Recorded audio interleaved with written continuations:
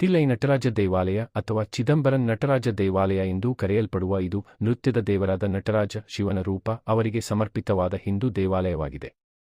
ಈ ದೇವಾಲಯ ತಮಿಳುನಾಡಿನ ಚಿದಂಬರಂ ಪಟ್ಟಣದಲ್ಲಿ ಇದೆ. ಈ ದೇವಾಲಯಕ್ಕೆ ಪ್ರಾಚೀನ ಬೇರುಗಳಿದ್ದು ಪಟ್ಟಣವನ್ನು ತಿಲ್ಲೈ ಎಂದು ಕರೆಯುತ್ತಿದ್ದಾಗಲೂ ಶಿವನ ಆರಾಧನೆ ಇಲ್ಲಿ ನಡೆಯುತ್ತಿತ್ತು. ಚಿದಂಬರಂ ಎಂಬ ಹೆಸರಿನ ಅರ್ಥವೇ ಚೇತನದ ರಂಗಮಂದಿರ. ತಮಿಳು ಶೈವ ಪರಂಪರೆಯಲ್ಲಿ ಈ ದೇವಾಲಯವನ್ನು ಸಾಮಾನ್ಯವಾಗಿ ಕೋಯಿಲ್ ದೇವಾಲಯ ಎಂದು ಕರೆಯುತ್ತಾರೆ. ಇದರ ವಾಸ್ತುಶಿಲ್ಪವು ಕಲೆ ಮತ್ತು ಆಧ್ಯಾತ್ಮಿಕತೆ, ಸೃಜನಶೀಲ ಕ್ರಿಯಾಶೀಲತೆ ಮತ್ತು ದೈವಿಕತೆಯ ನಡುವಿನ ಸಂಬಂಧವನ್ನು ಪ್ರತಿಬಿಂಬಿಸುತ್ತದೆ. ದೇವಾಲಯದ ಗೋಡೆಗಳಲ್ಲಿ ಭರತ ಮುನಿಯ ನಾಟ್ಯಶಾಸ್ತ್ರದಲ್ಲಿರುವ 108 ಕರ್ಣಗಳು ಕೆತ್ತಲ್ಪಟ್ಟಿದ್ದು ಅವೇ ಭಾರತೀಯ ಶಾಸ್ತ್ರೀಯ ನೃತ್ಯವಾದ ಭರತನಾಟ್ಯದ ಆಧಾರವಾಗಿದೆ. ಇದು ಪಂಚ ಸಭಾ ಸ್ಥಳಗಳಲ್ಲಿಯೂ ಮತ್ತು ಪಂಚಭೂತ ಸ್ಥಳಗಳಲ್ಲಿಯೂ ಸಾಮಾನ್ಯವಾಗಿರುವ ಏಕೈಕ ಶಿವ ದೇವಾಲಯ. ಚಿದಂಬರಂ ನಟರಾಜ ದೇವಾಲಯ ಮುಖ್ಯ ವಿವರಗಳು. ಧರ್ಮ ಹಿಂದೂ ಧರ್ಮ. ಜಿಲ್ಲೆ ಕುಡ್ಲೂರು ಜಿಲ್ಲೆ. ಆರಾಧ್ಯ ದೇವರು ನಟರಾಜ ಶಿವ.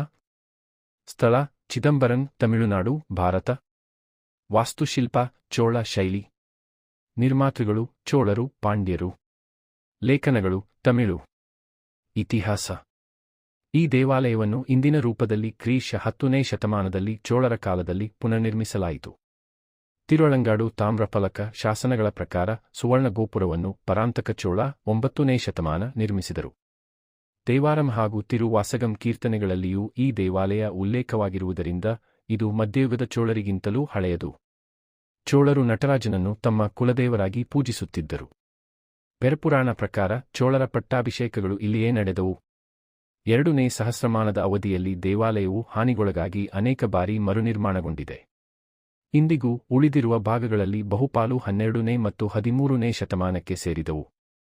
ಈ ದೇವಾಲಯವು ಶೈವ, ಶಾಕ್ತ, ವೈಷ್ಣವ ಮತ್ತು ಇತರ ಪರಂಪರೆಗಳ ಅಂಶಗಳನ್ನು ಒಳಗೊಂಡಿದೆ.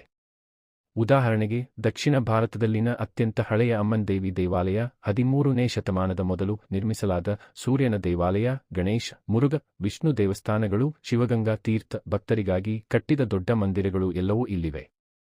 ನಟರಾಜ ಸ್ವತಃ ಪೊನ್ನಂಬಲನ್ ಎಂಬ ಬಂಗಾರದ ಸಭಾಮಂದಿರದಲ್ಲಿ ಆನಂದ ತಾಂಡವ ಮಾಡುತ್ತಿರುವ ರೂಪದಲ್ಲಿ ಆರಾಧ್ಯ. ಈ ದೇವಾಲಯವು ಶೈವ ಪರಂಪರೆಯ ಪಂಚಭೂತ ಲಿಂಗಗಳಲ್ಲಿ ಒಂದು ಅತಿ ಸೂಕ್ಷ್ಮವಾದ